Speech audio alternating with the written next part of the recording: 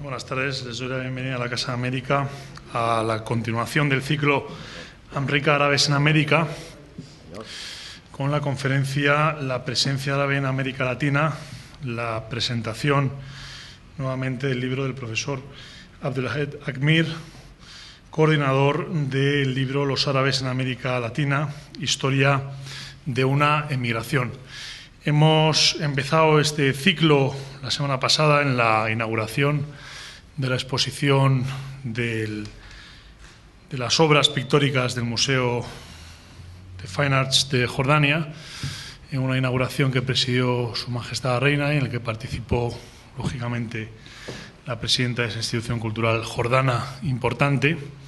Y el motivo de este ciclo es que se hable en la Casa de América, en la Casa Árabe, en la Casa del Mediterráneo, sobre la presencia de los árabes en el continente americano.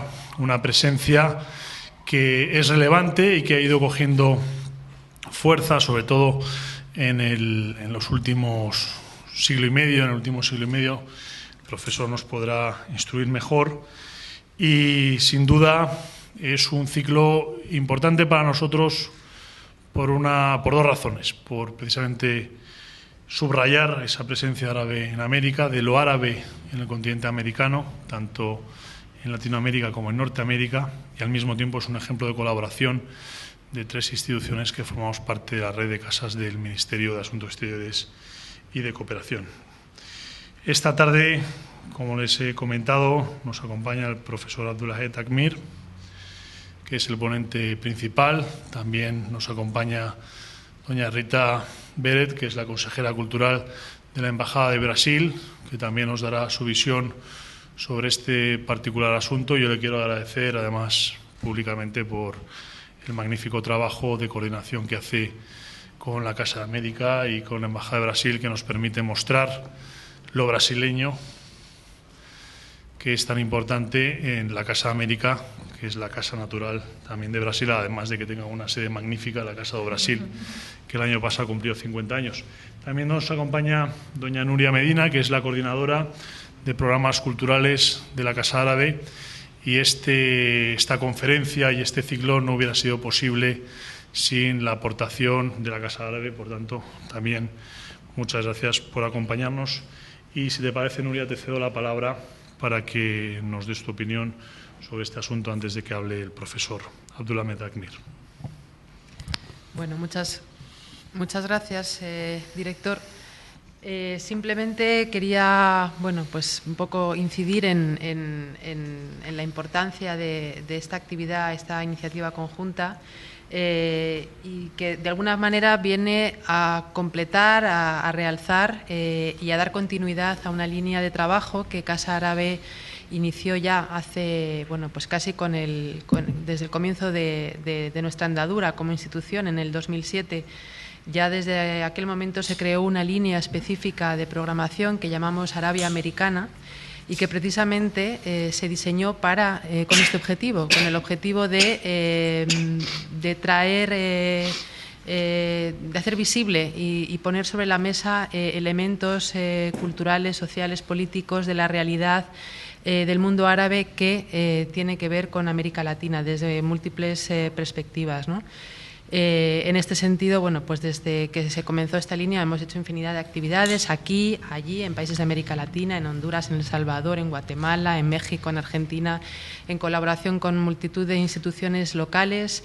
Muchas de ellas son, por cierto, instituciones que de alguna manera son representativas precisamente del hecho árabe en América Latina, como la Casa Árabe en Cuba o el Centro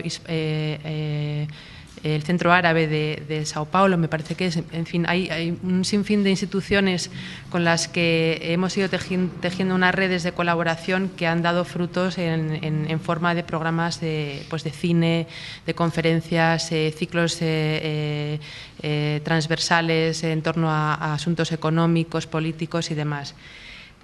Una de estas líneas de trabajo ha sido también la de las publicaciones, y en este sentido Quiero subrayar que el libro que hoy, digamos, es objeto de esta presentación y por el cual está aquí Abdelwahed Akmir, es un libro que publicó Casa Árabe con Siglo XXI, Los árabes en América Latina, Historia de una migración. Fue publicado en el año 2009, junto con otro libro que también fue significativo, titulado Contribuciones árabes a las identidades iberoamericanas, también con un libro de compilación de artículos y contribuciones de distintos expertos en la materia, y ambos de alguna forma perseguían llenar un vacío de conocimiento que había y que gracias a contribuciones o trabajos como el del profesor que hoy nos acompaña, pues poco a poco se van digamos resolviendo un vacío de conocimiento en cuanto a la difusión a través de precisamente esos trabajos científicos, ¿no? Como bien decía el director, la presencia árabe en América Latina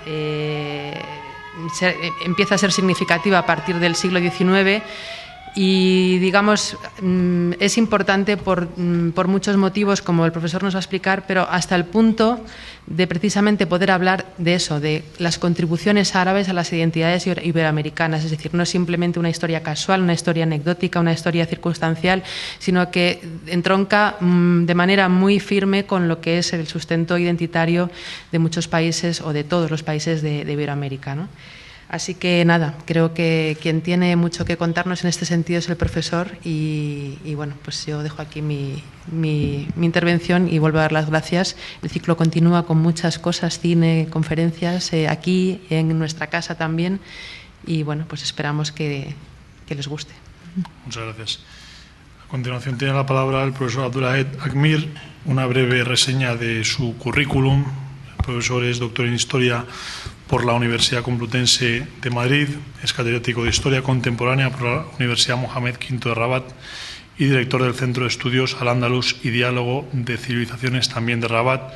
Ha sido autor de numerosos libros sobre inmigración y inmigración y ha traducido otras tantas obras. Ha trabajado en proyectos de investigación coordinados durante los últimos años como Alianza de Civilizaciones, Historia e Ideología, Islam y Arabismo Español, Memoria histórica, punto de unión entre España y Marruecos, la percepción del otro durante la Edad Media hispano-musulmana y otras coediciones, y ha tenido diversas distinciones como el Premio Abdelhamid Schuman de Humanidades de Jordania o el Premio Marruecos de Manuscritos, así como el Premio Al-Fasi.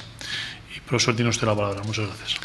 Muchas gracias. Sinceramente me encuentro muy halagado de pisar por primera vez este magnífico edificio. Agradezco profundamente la Casa de América, la Casa Árabe, la Casa del Mediterráneo, quienes me invitaron a participar en este encuentro. Un agradecimiento muy especial a Amparo García, que ha llevado con mucha maestría esta invitación y esta actividad. Sinceramente, cuando se me pidió hablar de la presencia árabe en América dentro de este ciclo, no me resultó fácil escoger el tema porque se trata de 150 años de esta presencia. ¿Cómo se puede resumir 150 años de esta presencia en una sola conferencia? Entonces, lo que voy a tratar de hacer es resaltar los aspectos más relevantes. Luego en el debate, si les parece que hay algún aspecto que podemos detallar más, lo podemos hacer con mucho gusto.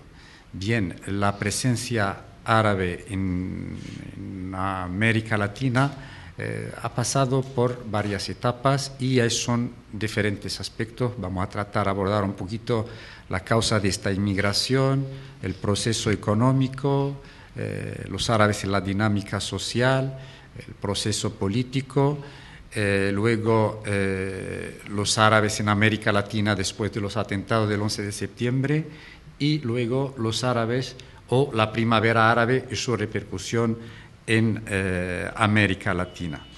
La inmigración árabe hacia América Latina empieza hacia los años 70 del siglo XIX. Se trata de una inmigración que viene de una zona bien definida, que es Oriente Medio, especialmente Siria, Líbano, Palestina, y va a diferentes países del continente.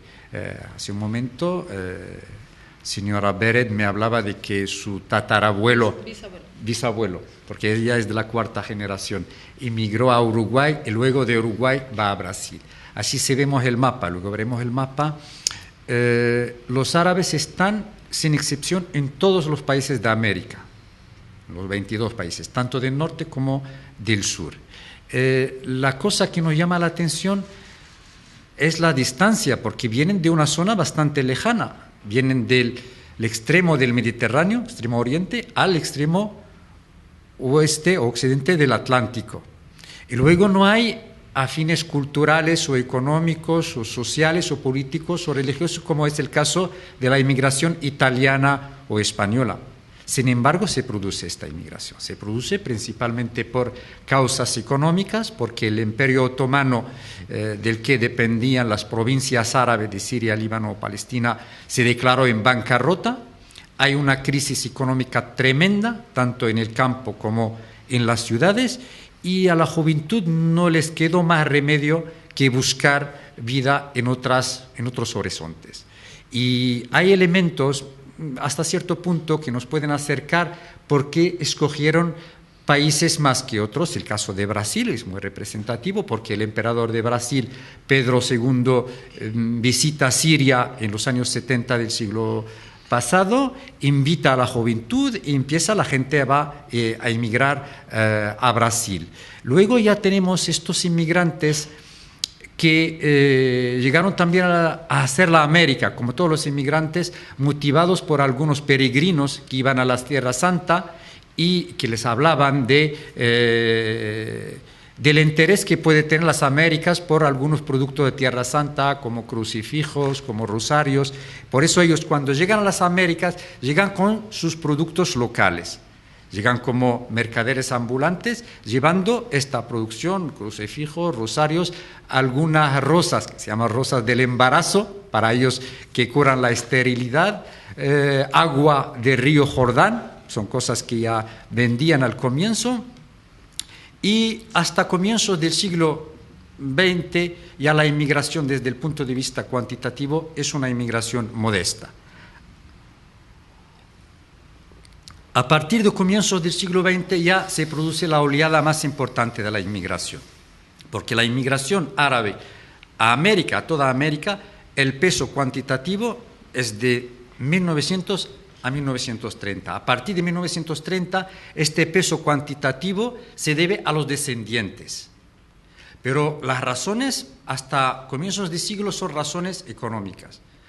Hacia 1910 ya empiezan algunos a emigrar por razones políticas, porque se produce un hecho importante en Medio Oriente, que es la revolución de los jóvenes turcos en 1908. Estos jóvenes turcos habían prometido a las provincias árabes darles más libertad, hacer amplias reformas, pero nada de esto se cumplió. Cuando ya entra el Imperio Otomano, toma parte en la Primera Guerra Mundial a favor de los países del eje, los nacionalistas árabes protestan y ya se producen varias condenas y fueron ejecutados varios líderes árabes, nacionalismo árabe. A partir de ahí empiezan a emigrar por razones políticas algunos intelectuales árabes, llegan a Brasil, a Argentina, a Estados Unidos y ya van a jugar un papel importante como dirigentes de esta comunidad. Van a fundar una prensa en árabe, y de hecho no deja de ser curioso que la prensa árabe casi me atrevo a decir que se fundó en las Américas antes del mundo árabe. Hacia finales del siglo XIX el único periódico importante en el mundo árabe era el Ahram, mientras nos encontramos con cantidad de periódicos en Argentina, en Estados Unidos, en Brasil, Caucab América, Salam, Mir'at al-Gharb, etcétera, etcétera. Estos entonces se editaban en árabe y estos fundaron los clubs y luego fundaron una literatura de la que hablaré más adelante muy importante. Entonces ya más o menos estas son las razones de la inmigración. Voy a pasar a hablar de el proceso económico de los árabes en América Latina. Estos árabes, como acabo de señalar, cuando llegan para vender sus productos y volver. Entonces llegan como mercaderes ambulantes. A ellos no les interesaba echar raíces. Y por eso no fueron del agrado de las autoridades de los países de recepción. Los países australes necesitaban a inmigrantes que pudieran trabajar en la agricultura. Y de hecho mandaban a Argentina, Brasil y otros países, mandaban a agentes y a representantes a diferentes puertos del Mediterráneo para hacer propaganda y para traer inmigrantes. Le pagaban pasaje, cuando llegan a los países australes les mandaban gratis a las colonias agrícolas, pero los árabes no participaron en este proceso. Ellos querían querían hacer la América como todos los inmigrantes, pero querían volver lo más pronto posible. Entonces llegan a las ciudades, se quedan en esas ciudades portuarias. Pasan un momento porque no conocen el país, la lengua, la cultura, y no se adentran en zonas del interior.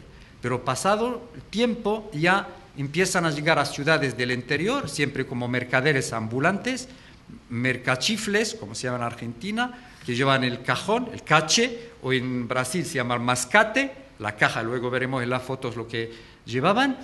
Y en una tercera etapa van a las zonas rurales, siempre como mercaderes ambulantes. Y en las zonas rurales ya tuvieron mucho éxito, porque algunas zonas rurales todavía no había conocido la economía monetaria. Entonces, su trato con los indios se basaba sobre el trueque. Fueron los primeros que introdujeron a esas zonas productos manufacturados, mercería, zapatería, tejidos, y de manera que van teniendo éxito en estos campos, se instalan, abren pequeños negocios, empiezan a tener éxito y pasan del comercio al por menor al comercio al por mayor. En ese momento ya se trasladan a las ciudades, a las grandes ciudades, ya son mayoristas y ya se especializan en el ramo textil. Y ya son importadores, empiezan a traer mercancías, sobre todo ramo textil de Manchester, y ya se convierten en grandes mayoristas hacia los años 20, la década de los 20. En ese momento ya pasan a otra fase, que es fundar los bancos. Son bancos, tanto algunos dependen de toda la comunidad, como el Banco Sirio-Libanés de Argentina, o el banco que fundaron los Yafet, la familia árabe más adinerada de Brasil en los años 30 y 40. Mi familia no llegó ahí, aparte de los bancos, solo la tienda. Bueno, estos los afortunados. Los Yafet, el clan de los Yafet ya fundaron el Banco Crucero del Sur, ya tenían un polígono industrial de ellos, una flota. Entonces llegaron a grandes fortunas, y a partir de 1930, con la crisis mundial, esta crisis, a causa de ella, algunas multinacionales de Estados Unidos y de Gran Bretaña cerraron sus sucursales en América Latina.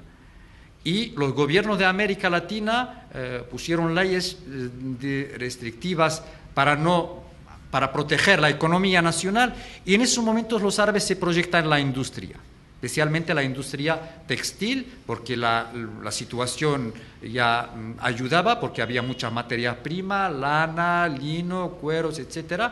Y si volvemos a los informes de las cámaras de comercio, porque fundaron también las cámaras de comercio de árabes en Brasil o en Argentina o en Chile, hablaba de que después de la Segunda Guerra Mundial los árabes poseían el 90% de la industria textil en Chile, en Brasil como el 70%, en Argentina como el 60%. Entonces, mucho poder económico. Esta es la fase de los inmigrantes. Después de la Segunda Guerra Mundial ya tenemos la nueva generación, los descendientes que se proyectan en la economía, pero con una concepción totalmente diferente, muy ambiciosa. Algunos descendientes de las familias adineradas realizan carreras universitarias relacionadas con la economía, empresariales, ingeniería industrial o ingeniería química, y ya se proyecta la industria pesada. Ya tenemos, a partir de los años 1945, 50, grandes industriales descendientes de árabes. Uno de los más, quizás el más famoso, es Jorge Antonio, del que ya veremos más adelante en la foto, con Perón, Jorge Antonio empezó su vida, es descendiente de inmigrantes, como simple camionero, pero luego se convierte en el industrial más importante de América Latina, porque fue el brazo derecho de Perón, fue el coordinador de los planes quinquenales de Perón, y fue él quien establece la industria alemana. Se habló mucho ya sabemos, la gran polémica sobre las fortunas alemanas que llegaron a Argentina. De esto no me meto porque no hay mucha documentación, pero lo que sé, lo que está documentado, que Jorge Antonio instaló la Mercedes-Benz en Argentina, a través de Argentina en toda América Latina. Y como él, sí, hay bastante, no solamente el caso de Jorge Antonio, en Brasil también hay otros industriales. Hacia los años 60 se proyectan los descendientes en otras actividades, en la hostelería, como en América Central, y luego más tarde, en los años 80, 90, muchos descendientes de árabes ya van al mundo del virtual, de la informática. Quizá el caso más conocido es Carlos Slim, como sabemos, ¿no? Entonces, grosso modo, es este proceso económico ideal, pero no hay que olvidar una cosa, que no todos hicieron este proceso. Casi el 70% no pasaron de ser simples comerciantes, y algunos de ellos simples inmigrantes que cuando hablas con ellos dicen que, bueno, cuando hablabas con ellos, ya estamos hablando de 30 o 40 años atrás, ellos te dicen no quieren volver al país de origen porque ya no triunfaron. Bien, entonces este es el proceso económico. Paso ahora muy brevemente a hablar del aspecto social. Los árabes, cuando llegan a América Latina, como digo, vienen de una cultura totalmente diferente. Ellos no se preocuparon por la integración y la sociedad les rechazó porque ellos no quisieron participar en una economía activa. Si volvemos a los diarios argentinos o peruanos o mexicanos, los diarios que he manejado de los años 20 del siglo pasado, cuando hablan de los inmigrantes árabes, de estos inmigrantes le llaman inmigración inútil o inmigrantes mendigos, porque ya no participaron en esta actividad económica, no se preocuparon por la integración, su aspecto, tampoco se cuidaron mucho de su aspecto. Entonces ya se produce un rechazo, y el apodo turco que ellos llevaban, y al comienzo que no tenía ninguna connotación ni peyorativa ni buena, porque simplemente venían con pasaporte turco, luego empezó a tener una connotación peyorativa, y el turco ya significa algo negativo.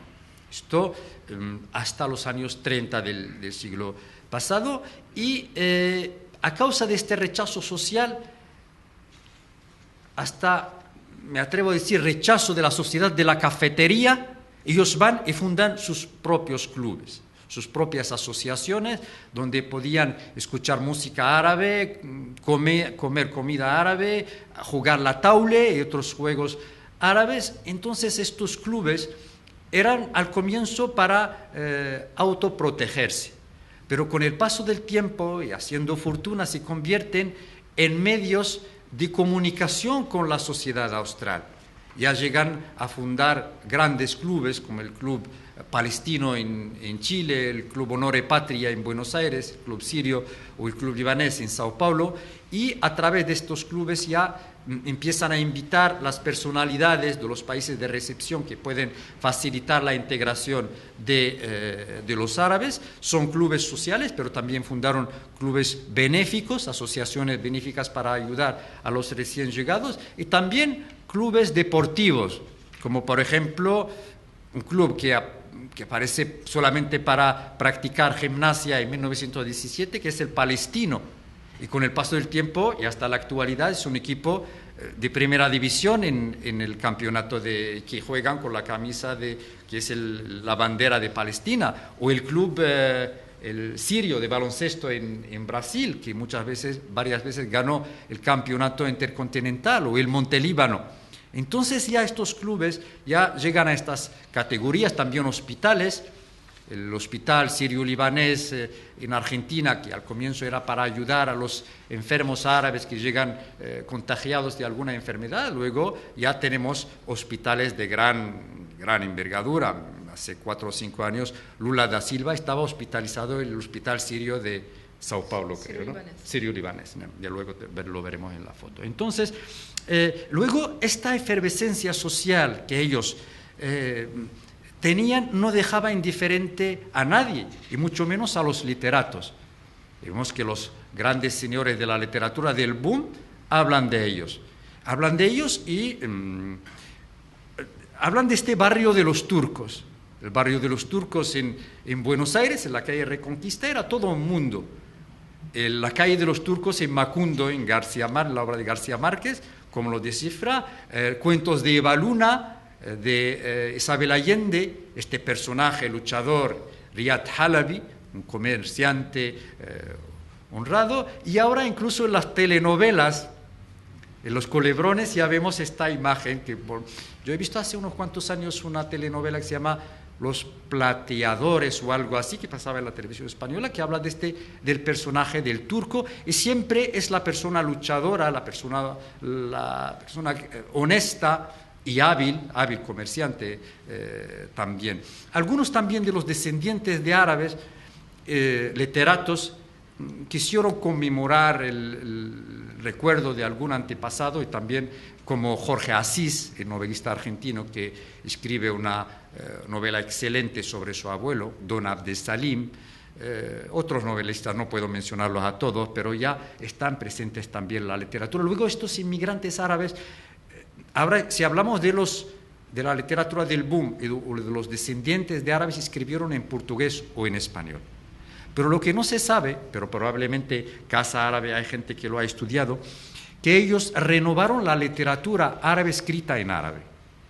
Porque cuando llegan estos inmigrantes, ellos no sabían español o portugués, o lo escribían mal, entonces escribieron en árabe, pero con una temática no conocida en el mundo árabe, y crearon una corriente literaria, una de las corrientes literarias más revolucionarias en la literatura árabe contemporánea, que es Adab el-Mahjar, la literatura de inmigración, figuras como Jabran, Khalil Gibran, como Mikhail Naima, y en el sur hay también muchos que en Brasil fundaron la Liga Andalusí, grandes hombres de letras, y que renovaron porque a nivel de temática tocaron cuestiones que no se podían tocar en el mundo árabe. Por ejemplo, la tolerancia religiosa, el romanticismo, la mujer, y por eso ya su contribución es muy, muy, muy importante a este nivel. Bien, paso a hablar ahora de la política, ¿no? De su participación en la vida política. Los árabes siguen un proceso político también, digamos, paulatino. Ellos primero participan en la política local, regional, y más tarde la política nacional. Empieza el interés por la política con los inmigrantes, los propios inmigrantes, los que se instalaron en zonas remotas, en aldeas de 500 personas, por ejemplo. Ellos ya, algunos son incluso alcaldes o concejales después de adquirir la nacionalidad, pero es una participación modesta, no es una participación de gran importancia. La participación importante empieza con los descendientes, ya hijos de esos países. También hay una información muy divulgada que habla de los árabes como militantes en partidos conservadores o liberales o partidos de derecha, y pocos hablan de los árabes en los partidos de izquierda o los partidos revolucionarios. Esto puede tener su explicación, primero, porque ellos no fueron obreros, sino más bien comerciantes. Luego, los 6 presidentes árabes en América Latina, todos fueron de partidos de derecha.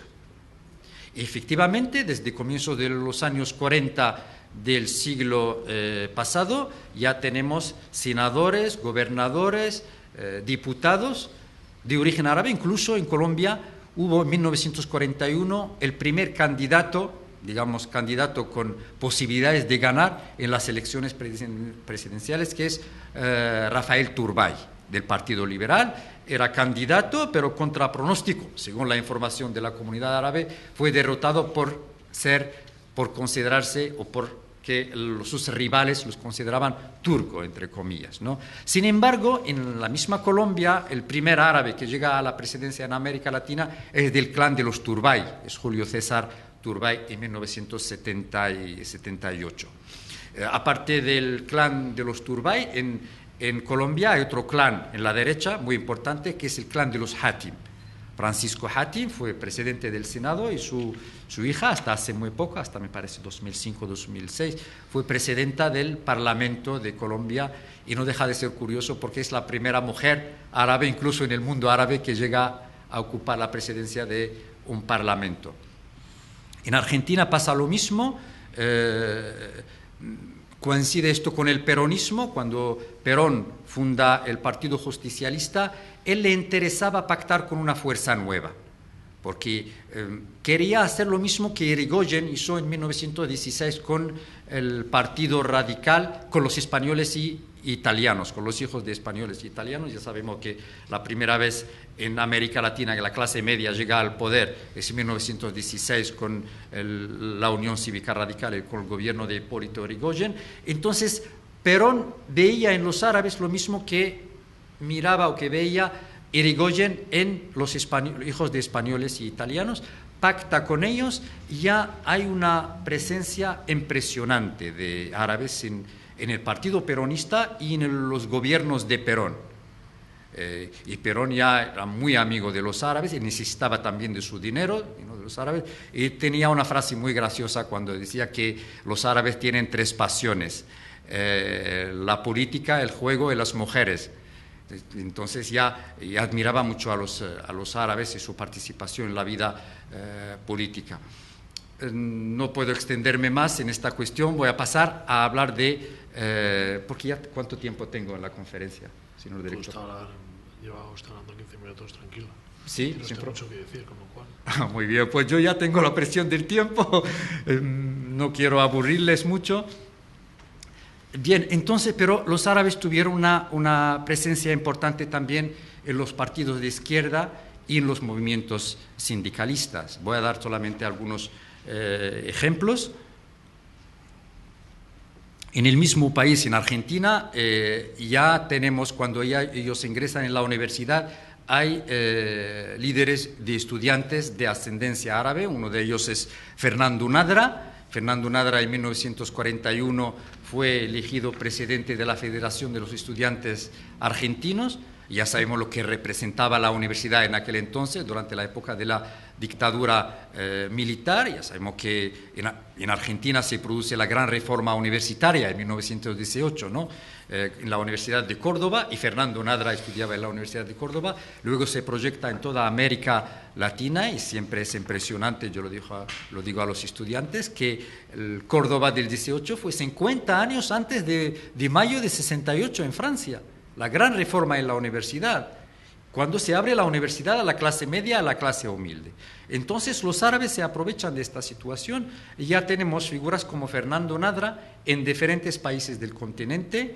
Fernando Nadra, después de terminar la universidad, se afilia al Partido Comunista, y hasta su muerte es uno de los grandes líderes del Partido Comunista argentino.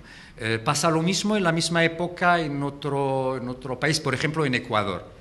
En Ecuador, con la revolución de 1944, la famosa La Gloriosa, vemos que quien asume la presidencia provisional después de la revolución es Teodoro Salim, un descendiente de árabes. Durante muy poco tiempo, pero cuando ya los comunistas llegan al poder, gracias a esta revolución, el jefe de los comunistas es otro árabe, es Pedro Saad. Y Pedro Saad al mismo tiempo es el fundador del Central de Trabajadores Ecuatorianos. Y hasta su muerte, desde el 52 hasta el 82, durante 30 años, fue secretario general del Partido Comunista Ecuatoriano. En la misma época, en 1944, otro árabe, esta vez en Bolivia, Juan Lachin, funda la Central Obrera Minera de Bolivia. Y más tarde, cuando ya se produce la matanza contra los mineros, él funda el COP, el sindical obrero más importante hasta la actualidad en Bolivia, Central Obrero Boliviano. Y luego él da órdenes a los trabajadores a bajar a la calle, y ya sabemos los enfrentamientos entre las milicias. En muy poco tiempo ya Bolivia tenía 40.000 milicianos armados y que derrotan al ejército, a la policía, y se disuelve el ejército y este sindicato, y Juan Lachin se convierte en la persona fuerte del país, llega a ocupar primero el Ministerio de Minas, más tarde la presidencia del gobierno, luego la vicepresidencia de la República, funda un partido trotskista. Él quería un Estado del proletariado, cosa que no podía encajar debido a la influencia de los Estados Unidos. Funda otro partido, el PRIN, pero luego se sale del país, vuelve más tarde y hasta su muerte en el 2001 era, digamos, el sindicalista probablemente más importante de Bolivia. Otro país, Venezuela, por ejemplo. En Venezuela ya tenemos en el 58, cuando ya Rómulo Gallegos y Betancourt ya llegan al poder y ya fundan la Acción Democrática, aparecen dos figuras revolucionarias árabes de mucha importancia, que son Jorge Daher y Pablo Sáher. Pablo Sáher luego gana las elecciones como gobernador de Falcón, Estado Falcón, y Jorge Daher ya se separa de este partido, ya hay mucha influencia de la Revolución cubana, y fue cofundador de otro partido revolucionario, el MIR, Movimiento de Izquierda Revolucionaria, que en poco tiempo se convirtió en la tercera fuerza política después de los partidos tradicionalistas, Acción Democrática y el Partido Conservador, y llega a ser el presidente del Parlamento de Venezuela, luego el presidente del Parlamento de América Latina. Se desmarca de este partido otro revolucionario árabe, que es Manuel Sáher, que es el hijo de Pablo Sáher. Manuel Sáher, que es un guerrillero, un joven en la universidad, y va a la Sierra Falcón, empieza la guerra. En el 65 lo encontramos en el Congreso de la Tricontinental, muy influenciado por esta corriente, en la que estuvieron varios revolucionarios, entre ellos un marroquí, Mehdi Ben Barka, que fue el coordinador de todo esto, y vuelve a la Sierra, pero fue arrestado. Primero fue condenado a 18 años, pero la influencia de su padre, que era gobernador, ya lo soltaron, lo mandan a Europa y vuelve con lo mismo. Esta vez, cuando lo detienen los militares, lo ejecutan sin juicio. Sí, en Cuba también podemos hablar de Cuba. Hubo una participación muy activa. Varios miembros del Granma son de ascendencia árabe, pero el político más importante en la Revolución cubana es Alfredo Maluf. Alfredo Maluf se llama el abogado de la Revolución. Él no salió del país, fue un miembro muy activo de la Revolución, y cuando ya triunfa la Revolución fue designado ministro de Justicia. Y era una cartera muy difícil, porque tenía que dictar nuevas leyes revolucionarias y juzgar los que pertenecían al antiguo régimen, ¿no? Y hasta su muerte fue una persona de mucho prestigio. De hecho, hasta la actualidad hay una cooperativa agrícola que lleva su nombre en Cuba. En Nicaragua ya tenemos también una participación muy importante. Ya Ortega lo señala, que él fundó la Juventud Popular Nicaragüense con otro árabe, que es Salim Chabli, en 1960. Luego empieza la lucha, y cuando ya empieza la revolución sandinista encontramos 4 o 5 árabes de mucho peso, entre ellos quien se consideraba el segundo de Ortega, Musa Hassan, que luego fue alcalde de Managua, también ministro de Urbanismo. Pero hay también otros. Pero quien más me llama la atención de este grupo de revolucionarios árabes es una mujer, Suad Faraj, que andaba en silla de ruedas. Sin embargo, ya tiene un peso revolucionario impresionante. Ella fue coordinadora entre la OLP y la revolución sandinista. Estuvo en Líbano durante la invasión israelí y fue en un momento dado portavoz de Yasser Arafat también, porque es de origen palestino. En Salvador pasa lo mismo. Ya hay muchos revolucionarios árabes. El más famoso es el comandante Simón, Shafiq Handal, también palestino, cofundador de presidente, luego más adelante de Frente Farabundo Martí de Liberación Nacional. Él era enemigo mortal de los Estados Unidos, hablaba del terrorismo del Estado, y cuando él era presidente de su grupo parlamentario, cuando se presenta en las elecciones del 2004, pero fue derrotado a causa de lo que se llamó en aquel entonces la guerra sucia, porque quien ganó las elecciones era el candidato de Bush, que era otro árabe, Antonio Saqa. Entonces ya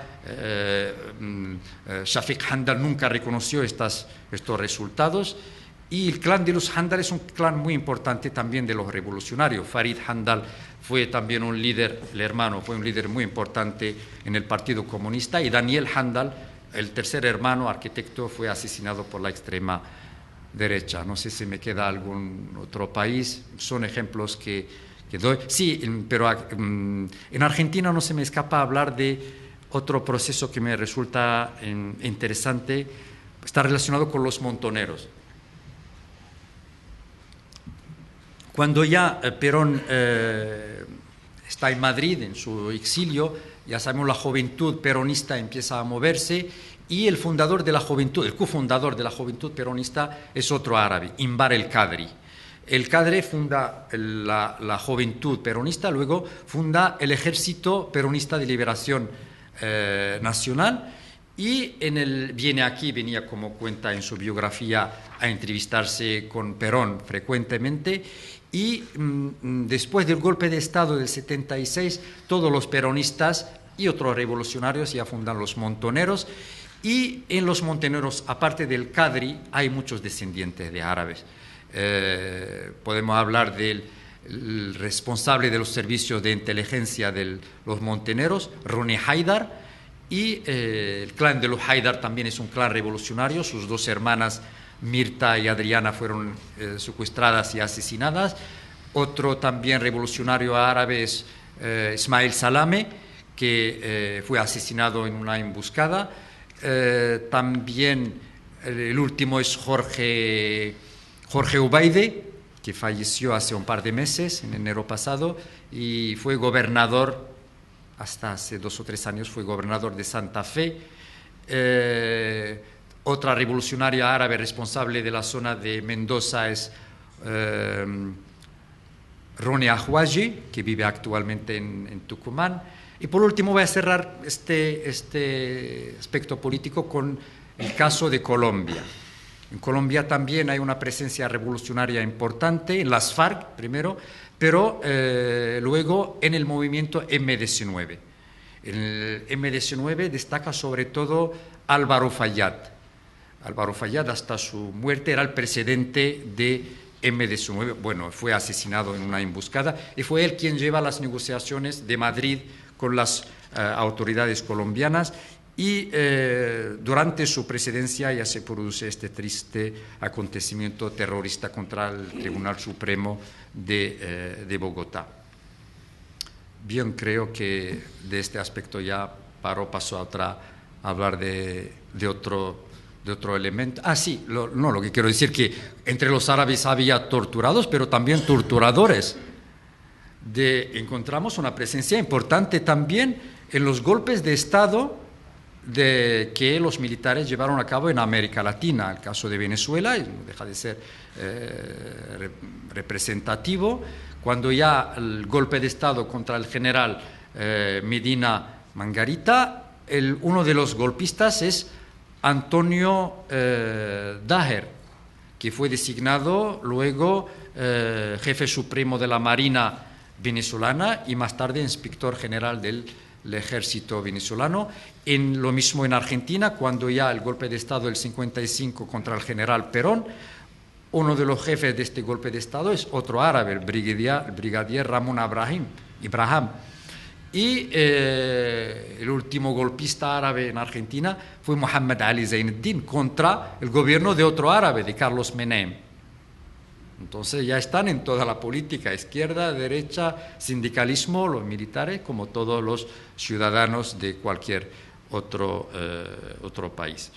Bien, paso ahora a hablar de esta situación de los árabes después del 11 de septiembre.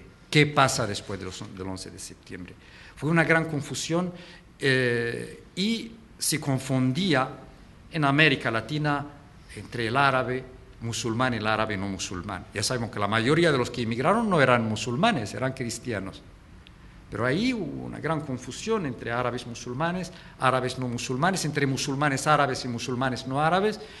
Sí, es verdad que los que pertenecen a la inmigración reciente fueron más observados que los de la inmigración antigua, pero si nos detenemos ante los informes de la administración americana o las declaraciones de los responsables de los gobiernos de América Latina, vamos a ver que incluso los de la antigua inmigración fueron afectados por esta situación. El caso de Brasil, ya tenemos la representante del gobierno brasileño que tenemos el gusto de compartir esta mesa con ella, pero del punto de vista, digamos, político, Brasil sufrió mucho de las presiones de los Estados Unidos. Y voy a señalar algunas declaraciones de altos responsables de Brasil de cara a esta cuestión. Bien, ya hay, como veremos más adelante, hay una zona fronteriza entre Brasil, Paraguay y Argentina que se llama la Triple Frontera, que en ella es la ciudad Foz de Iguazú de Brasil, Puerto de Iguazú de Argentina y Ciudad del Este de Paraguay. Bien, para los Estados Unidos, para la versión en los informes de Estados Unidos, esta región es una cuna del terrorismo islámico. Es una zona que alberga como 25.000 inmigrantes árabes, la mayoría de ellos de inmigración reciente. Cuando digo reciente, a partir de los años 80 del siglo XX, no del siglo XIX. Y la mayoría son de chiitas. Pues bien, para los Estados Unidos intentó presionar a Brasil para detener a algunos miembros de la comunidad árabe y para formar grupos de control conjuntamente entre los dos estados. Brasil, del presidente Cardoso, en aquel entonces lo rechazó tajantemente, dijo, según las declaraciones del presidente brasileño, que de ninguna manera podemos considerar... No, antes de Lula, 2001, porque Lula llega en 2003. Bien, entonces digo que... ¿sí o no? Lula en 2003. No, ese tema no, de la luego. frontera es posterior. No, perdón. Los atentados del 11 de septiembre en la época de Cardoso en 2001. Luego 2003, luego hablaré de Lula. Pero Lula en 2003. Lo tengo bien documentado. Perdón. Bien, entonces, Brasil dice que de ninguna manera puede considerar que la colonia árabe en Brasil es una colonia relacionada con el terrorismo, que ha sido siempre un modelo de integración social y económica.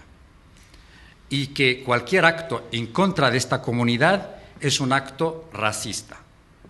Entonces, estas son las declaraciones del presidente y de los altos responsables del gobierno brasileño.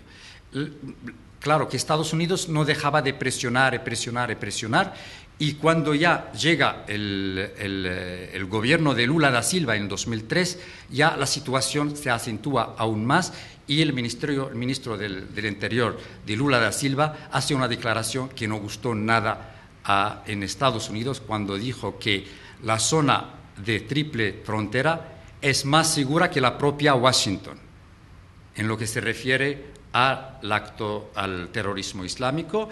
Y en el 2005, cuando ya se organiza el famoso congreso entre el mundo árabe y América del Sur, Estados Unidos quería asistir como observadora, pero los gobiernos de América Latina, sobre todo de Brasil, y los gobiernos árabes no aceptaron esto. Esto en cuanto a la posición de Brasil. En cuanto a la posición de Argentina, hubo más presiones. Curiosamente que Argentina de aquel entonces estaba bajo el mando de un presidente árabe, que es Carlos Menem, y quien simpatizó mucho con la versión de los Estados Unidos, manda las tropas a Irak y fueron detenidos varios miembros de la colonia árabe. En ese momento ya entra un grupo llamativo a Argentina, miembro del grupo Ad-Da'wa wa Tabligh. Este grupo se dijo en aquel entonces que intentaba captar a descendientes de árabes con pasaporte argentino, claro, para cometer actos terroristas, cosa que nunca fue bien aclarada ni bien justificada. Y a causa de esta situación, siempre está relacionada con los acontecimientos de los años 90 que fueron muy significativos, que son los atentados contra intereses de Israel en Buenos Aires. La Embajada de Israel en el 92, luego AMIA en el 94. El tercer país de esta zona de la triple frontera es Paraguay. Paraguay, en la ciudad del Este, ya las presiones de Estados Unidos tuvieron más éxito porque ya estas presiones permitieron cambiar una ley antiterrorista con una ley mucho más rigurosa. Luego ya se vinieron 400 marines de Estados Unidos a controlar esta situación y ya se hablaba mucho de Hezbollah y del papel de Hezbollah en esta región. Efectivamente, el presidente de la Comunidad Árabe de Brasil, de Ciudad del Este, él mismo declaró que es miembro de Hezbollah, pero se habló de transferencias ilegales de dinero de esta zona a Líbano. No tuvo más remedio la ministra de Asuntos Exteriores de Paraguay, una descendiente de árabes, Leila Rashid, que reconocer que estos miembros de la comunidad árabe tienen derecho de hacer sus transferencias a los países de origen porque son miembros de un partido político reconocido y tiene representación en el Parlamento. Claro, esta postura no está compartida por los Estados Unidos.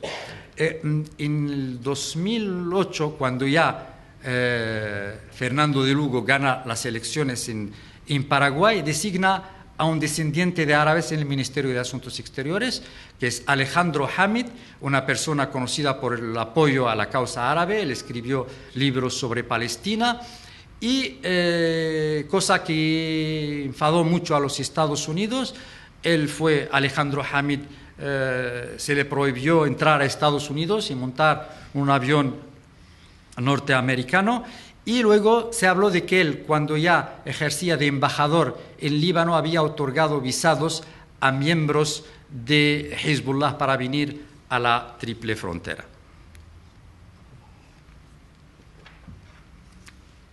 Este eco se extiende a otros países, como no a Venezuela. Se habló también de que la comunidad árabe de la isla Margarita tiene relaciones con Hezbollah. Y se dijo también que la información que la administración Chávez facilitaba a Estados Unidos era una información errónea y los Estados Unidos detuvo a algunos descendientes de árabes, que uno de ellos era diplomático, con esta cuestión que tenía relación con Hezbollah. La cuestión de Hezbollah no deja de ser significativa en Venezuela porque se fundó una organización extremista no árabe que se llama Hezbollah América Latina, una pequeña formación que la fundó un ex miembro de las FARC, se llama Teodoro Dornot, y que fundada, todos sus miembros son indios convertidos al Islam, y intentó acometer un acto terrorista contra la embajada de los Estados Unidos, y a consecuencia de ello fue detenido la persona que iba a cometer este acto y también el líder de este partido, de esta formación. Bien, en los países de América Central pasa lo mismo, ya sabemos, después del 11 de septiembre, algunos países que mandaron tropas a Irak, como Salvador, Honduras, Nicaragua, República Dominicana, se hablaba de que Al-Qaeda va a cometer actos terroristas parecidos a los que se cometieron en Madrid. Entonces se hablaba de esto, se hablaba de que hay miembros de Al-Qaeda en esta región y también que iba a atentar contra el canal de Panamá y que iban a atraer a miembros de la Jama'a Islamia de estos países, sobre todo en Trinidad y Tobago. Hay una población musulmana, yo creo que entre el 10 y el 15% son musulmanes aborígenes de esta tierra, y esta Jama'a había intentado cambiar por violencia, hacer un golpe de Estado en 1990 con el líder islamista Abu Bakr Yassin. Entonces habló de que se intentó captar miembros de esta Jama'a para cometer actos, y también se habló de que en Jamaica lo mismo con el líder islamista radical, que no era árabe, que era aborigen autóctono de ese país, Abdullah al-Faisal. Se habló, y Abdullah al-Faisal fue el maestro de uno de los que acometieron los atentados de Londres en el 2005. Bien, yo creo que me queda un solo aspecto, que es la primavera árabe y cómo fue percibida en América Latina. Sinceramente fue una gran sorpresa la postura de los gobiernos de izquierda, digamos revolucionarios de América Latina de cara a esta primavera árabe, porque después de la caída del régimen de Túnez y de Egipto, cuando ya empieza la revolución en Libia, se organiza el Congreso de Alba, en Bolivia me parece se organizó, y estos países, digamos, revolucionarios condenaron las revoluciones árabes. Hay declaraciones de Ortega, de Correa, de Fidel Castro, que publicó una serie de artículos, pero lo que más sorprendió fue la postura de Hugo Chávez, porque Hugo Chávez era considerado como líder árabe, después de cortar con el Estado de Israel, después de la invasión de Israel a Gaza, a Líbano en 2006, luego a Gaza en 2009, él había ganado mucha popularidad. Pero con esta postura, y sobre todo las declaraciones que hablan de que la única revolución para él es la revolución de Gaddafi y que lo que pasaba en Libia son actos terroristas, esto no gustó nada en el mundo árabe, sobre todo que ya tenemos hay un diputado chavista que deja el escaño de diputado y que va a luchar a favor de Bashar al-Assad. Entonces, esto sorprendió mucho y Hugo Chávez perdió mucha popularidad en el mundo árabe. La postura de la izquierda que está fuera del poder está acorde con sus principios, digamos, revolucionarios. Criticó mucho la postura de los países que están en el poder, los gobiernos revolucionarios que están en el poder. Y aquí nos preguntamos por qué esta postura. Creo porque los países así de revolucionarios, los gobiernos revolucionarios, no pueden imaginarse en el mismo bando con los Estados Unidos. Entonces, es una postura más bien ideológica. Entonces, se debe a esto. Luego no hay que olvidar que los regímenes autoritarios en el mundo árabe que fueron derrotados y derrocados, muchos de ellos ya llevan la etiqueta del socialismo. Entonces, también es otro factor. Otro factor puede ser la cooperación económica. Ya sabemos que hay una cooperación económica y, por ejemplo, el caso de Gaddafi no deja de ser simbólico, cuando ya apoyaba los movimientos revolucionarios en América Central, en el Caribe. Irónicamente, la prensa latinoamericana hablaba de su ministro de Asuntos Exteriores, que iba, según ella, cargado de divisas. El ministro se llama Musa Kusa, ellos no le llamaban Musa Kusa, sino mucha cosa, o sea que venía con mucho dinero. En cuanto a la postura de la juventud latinoamericana, no pretendo que la conozco bien, pero en un máster que dirijo en la Universidad de Rabat hemos hecho un test a través de redes sociales que el grupo de los estudiantes tomaron contacto con los estudiantes de algunas universidades de América Latina y vemos que la valoración es muy positiva. Hay mucha admiración a esta juventud árabe. Para ellos es la primera juventud que utiliza las redes sociales para objetivos revolucionarios, y me acuerdo de una frase que puede resumirlo todo, de algún estudiante no me acuerdo de qué universidad de América Latina, que decía: ni Gaddafi ni el imperio imperialista, viva el pueblo árabe. O sea, que está habla de simpatizar con la primavera árabe. Nada más, si me dan 5 minutos podemos ver las imágenes de... Nada más, y muchas gracias. Entonces, miren que lo que hablábamos antes, porque es una inmigración geográficamente ya nos llama la atención, llegar desde Medio Oriente hasta América, pero a diferentes países de América. Llegaban aquí a Brasil, Uruguay, Argentina. Muchos de ellos ya están en Uruguay a partir de 1930 y no pueden cruzar porque las autoridades argentinas no les dejaban y hacen una inmigración clandestina. Muchos de ellos terminaron naufragando en el Río de la Plata. También, que ellos se instalaban, tenían una parada obligatoria en Marsella o en Nápoles, sobre todo en Marsella, y tenía que cambiar los barcos por los transatlánticos, y Marsella en aquel entonces era el infierno de estos inmigrantes árabes. Muchos de ellos ya contraían enfermedades contagiosas durante la travesía porque ya viajaban en condiciones muy duras, como el tracoma, y por eso no podían embarcar, se quedaban allí. Y curiosamente las compañías de navegación les querían llevar a cualquier precio, por eso ellos, en vez de emigrar a un país, a veces terminaban en otro país. Y me acuerdo de una anécdota representativa. En los años 90 yo trabajaba sobre los árabes de África Occidental, estaba en Senegal entrevistando a la gente, y uno de ellos me decía que su padre iba a Argentina, pero lo engañaron las empresas y lo llevan a Senegal. Y solamente llegando a Senegal se sorprende de que ahí está en otro destino, y ahí se quedó. Estos son los países, o sea, prácticamente en todos los países de América hay una presencia árabe. Este es el mercachifle, o el cache, este es el cajón, que se llama mascate en Brasil, es una imagen de 1902.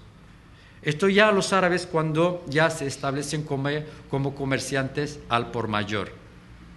Y cuando ya empieza este comercio al por mayor, ellos en un efecto llamada llaman a sus conciudadanos para mandarles al campo como ambulantes. Este es el palestino con la camisa de Palestina. A ver esa imagen anterior. Es un equipo chileno. Sí, de primera división, el palestino. A ver cómo vuelve esto. Bueno, no se preocupe. Algunos jugadores de este equipo juegan la selección palestina. Fíjate. Sí. No es esa, ¿no? Del palestino. Sí. ¿No es del que es presidente Es esta. Daniel Jadwe? ¿Cómo? ¿No es Daniel Jadwe, presidente? No lo sé, puede ser. Puede ser. Al Jazeera proyectó un documental muy importante sobre los árabes de América Latina y dedicó mucho espacio a este equipo. Incluso en las gradas hay banderas de Palestina, que es más bien símbolo de este equipo. Esto, como digo, perdón. El ponente que estuvo ayer en Casa Árabe, que es alcalde de Recoleta, sí. No sé si es precisamente presidente de este club de fútbol o un directivo de... Probablemente porque en Chile la colonia palestina más importante fuera del mundo árabe se encuentra en Chile. No, en Chile más que en Honduras. ¿Cuánto? El segundo a Honduras. No lo sé, pues los números me escapan, pero el poder de los árabes en Chile, yo he estado en Chile, es impresionante, este poder a todos los niveles. Incluso político, se me ha olvidado hablar de un revolucionario de origen árabe, que es Sergio Bitar, que fue consejero de Salvador Allende, y es el fundador del Partido por la Democracia.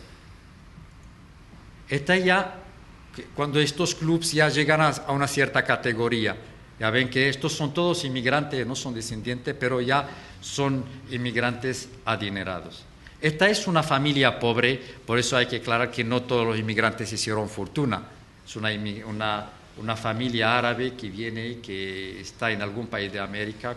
Estas son fotos que publicó, hay un enlace del periódico El País donde hay todas estas fotos de la colonia árabe.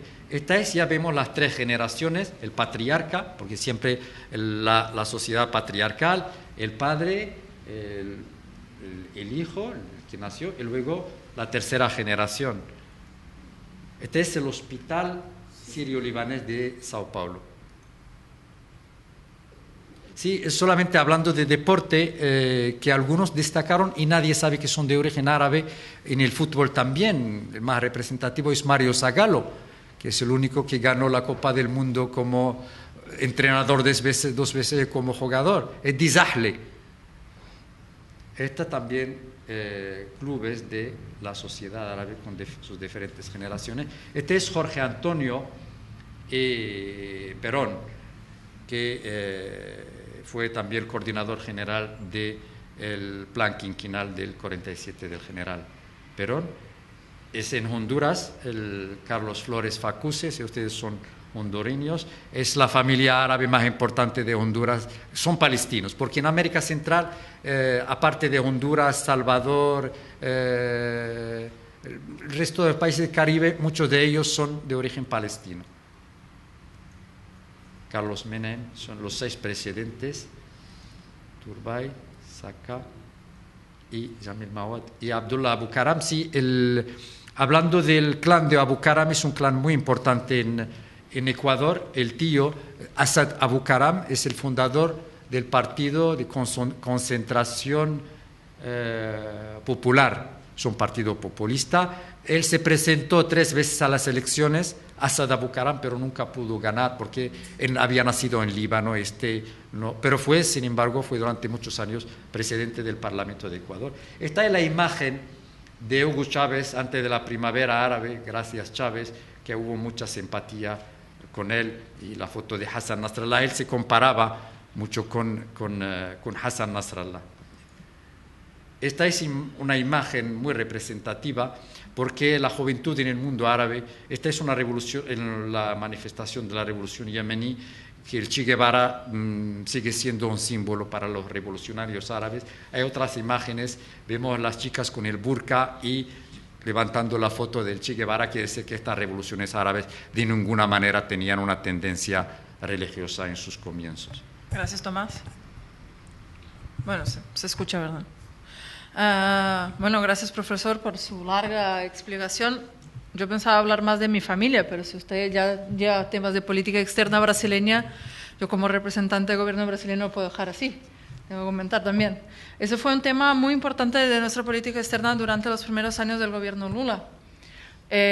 Aunque pueda haber estado marginalmente durante el gobierno anterior. Y nosotros hemos visto el tema es la triple frontera de muchas maneras. O sea, hemos entendido, primero, dentro de un contexto de nuestras relaciones bilaterales con Estados Unidos y de la visión que Estados Unidos tenía de los nuevos gobiernos, de la propia elección del presidente Lula en 2003 y de otros gobiernos y de una posible visión de Estados Unidos hacia los gobiernos de América del Sur hacia la izquierda, que luego, con el pasar de los años, ha cambiado esa relación, o sea, nuestra propia relación con Estados Unidos se ha fortalecido. Lo otro, es que, como usted muy bien ha dicho, es que, bueno, primero que Brasil tiene algunas triples fronteras, eso no es la única. Brasil es un país que tiene frontera con casi todos los países de Sudamérica, excepto Ecuador y Chile. Entonces, naturalmente, pues, se producen muchas fronteras terrestres y muchas con más de un país. Esa es realmente una frontera que es más compleja, porque es una frontera donde hay 3 ciudades, o sea que son una zona urbana muy densa y muy poblada, y que tiene, además de una colonia de árabes, que de una segunda ola reciente de migración, también tiene otros temas nuestros con nuestros vecinos. Por ejemplo, la migración de brasileños a Paraguay, que son los que compraron muchas tierras, son los llamados brasiguayos. Y luego todos nuestros históricos temas con Argentina, y luego todas las negociaciones de la integración de América del Sur. Es una región por donde la migración de gente y el tránsito de personas y tránsito de mercancías es muy intenso, lo que significa un esfuerzo muy grande de nuestras policías federales también contra el tráfico de armas, de drogas, de personas, de mercancías. O sea, es una región históricamente complicada desde siempre, desde antes del 11 de septiembre, desde después, y sigue siendo, y es una región que en nuestro contexto de integración regional requiere un esfuerzo combinado entre gobiernos y entre las 3 policías. Pero eso es una cosa una cuestión reciente de la política externa. Y Brasil es el país que tiene en población de descendientes de libaneses un número más grande de personas que en Líbano. Y eso es de la primera ola a la que usted se refería, que es del final del siglo XIX. Y es una migración sobre todo libanesa, o sea, de sirios y libaneses, poco o nada, ya no sabría decir. Si entre otros árabes han migrado en ese fin del siglo XIX. Pocos palestinos, pero la mayoría son sirio-libaneses. Sirios y libaneses, que generó generaciones de descendentes muy, muy grandes, lo que no significa que luego, en los años recientemente, la segunda ola de migración produjo también una tendencia de remigración, de regreso a Líbano, y nuestra comunidad brasileña hoy en día en Líbano es sobre todo binacional. Eso es lo que nos dicen nuestros colegas ahí del consulado. O sea, de personas que han migrado a Brasil y luego han vuelto y que se han casado entre brasileños y libaneses. Y ahí tenemos una comunidad brasileña importante en Beirut, sobre todo. Volviendo a la historia, o sea, a la foto del ¿cómo se llama el mascate? Pero no, la otra. Mercachifle. Es el mercachifle, que podría seguramente ser mi bisabuelo, tranquilamente, o sea, era un hombre así, por las fotos que he visto, yo no lo he conocido. Mi abuelo nació en los años 20 y él hizo todo ese trayecto, llegó por el puerto de Montevideo, luego fue entrando y llegó y se fijó en una ciudad en una ciudad del interior de Río Grande del Sur, a 400 kilómetros de Porto Alegre. Está en Santa María, era una ciudad de unos 20.000 habitantes. Yo pensé que iba a poner la foto del comerciante, no era tan simpático. Es la portada del libro, de todas formas. Esa. Sí, Mi bisabuelo era así. Es la portada del libro. Se llamaba Jorge.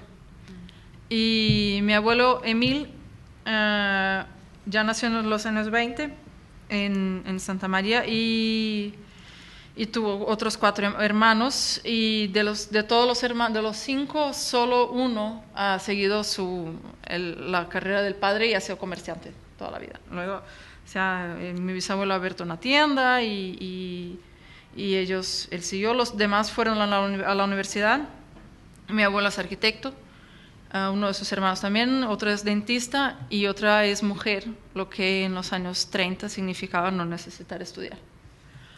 O 50, que sea, 40, ya no sé, no me acuerdo en qué año nació la tía.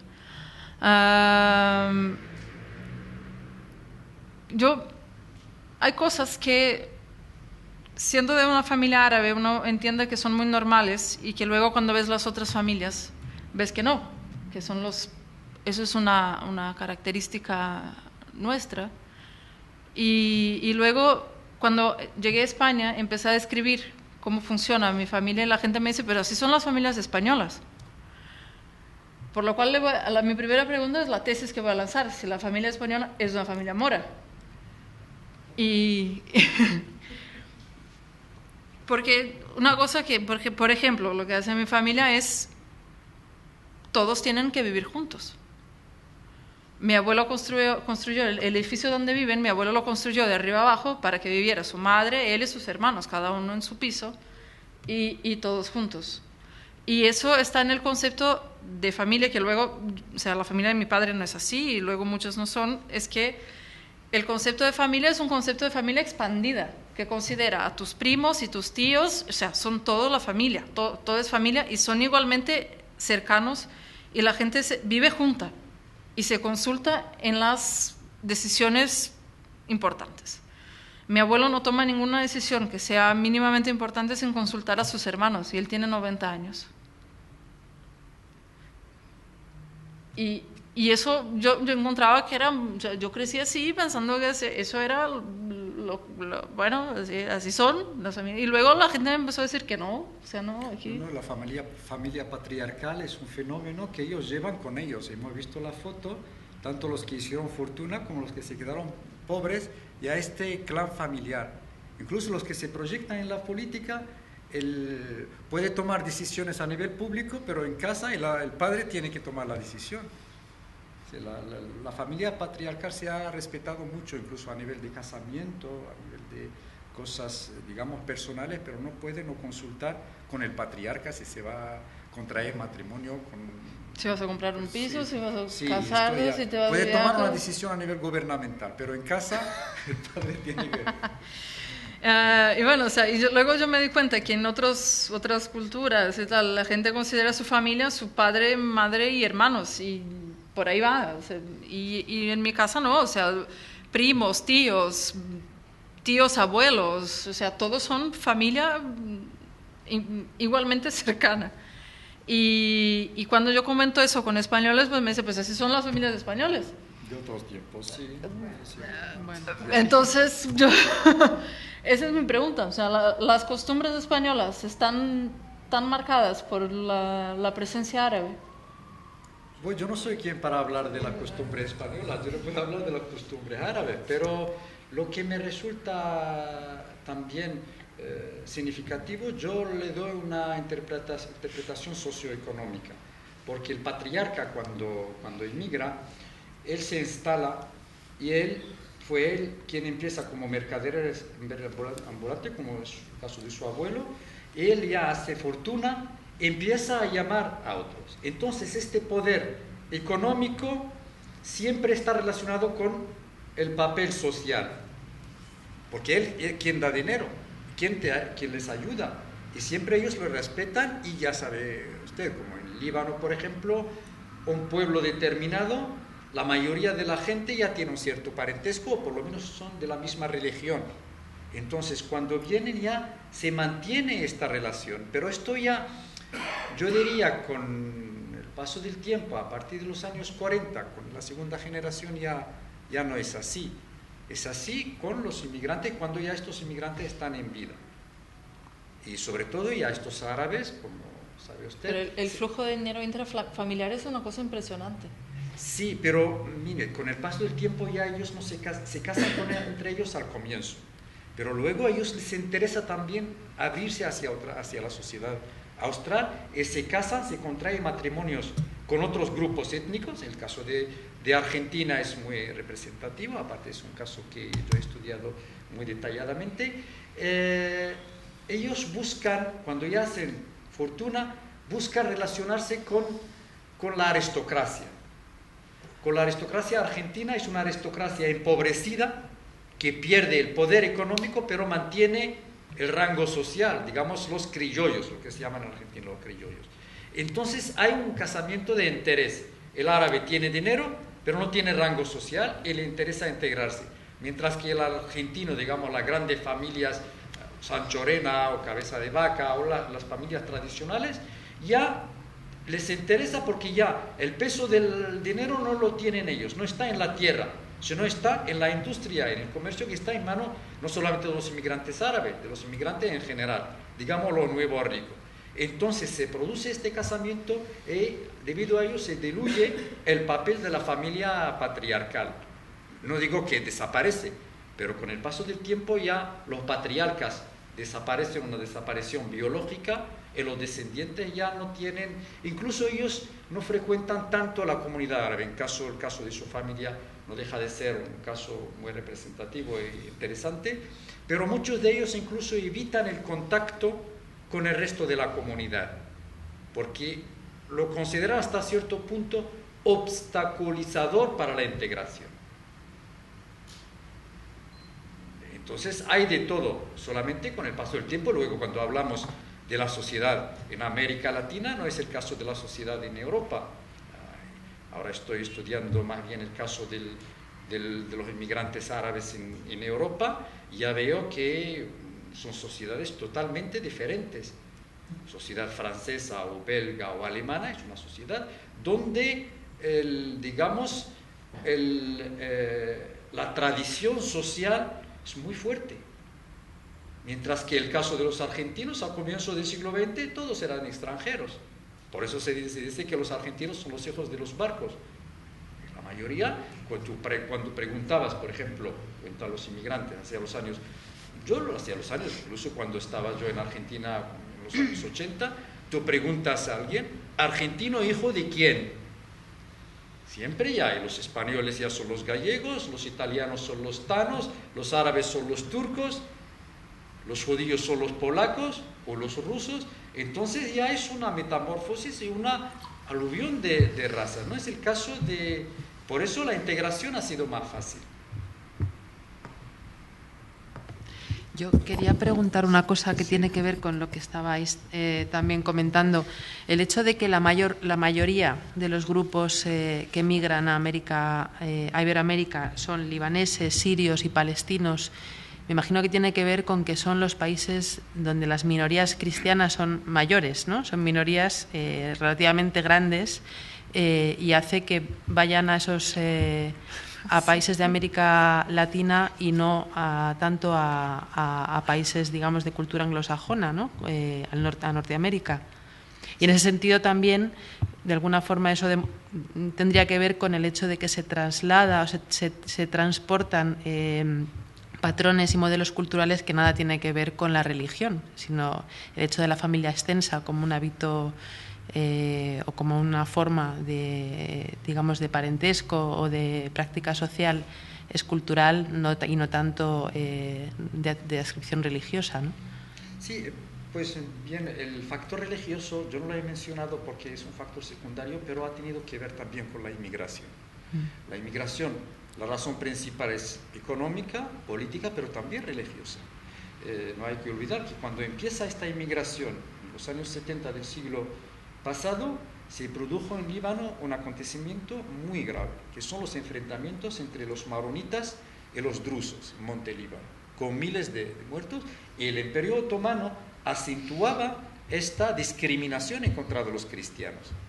Entonces, esto fue también uno de los factores de que los cristianos inmigraron con más importancia numérica. Porque si hubo más inmigración hacia América del Sur en relación con Estados Unidos, yo no sabría decirlo, no puedo confirmarlo, probablemente por esta cadena de llamadas, pero en Estados Unidos, Nuria, también hay una colonia árabe importante. Hay una colonia importante, sobre todo en algunas zonas como Boston, como Detroit, y ellos también siguieron el mismo proceso. ¿También maronitas? ¿No? Sí. La mayoría de los que emigran son los maronitas. Luego los ortodoxos, luego los musulmanes. Anteriormente sunitas, pero después de la guerra civil libanesa también chiitas. Ya saben que es un país dividido lamentablemente, incluso la Constitución tiene esta división según las sectas. Ya sabemos que en Líbano, por ejemplo, el presidente de la República, según la Constitución, tiene que ser maronita. El presidente del Senado, del Parlamento, chiita. El presidente del gobierno, sunita. Entonces, esta división ya la llevaron ahí.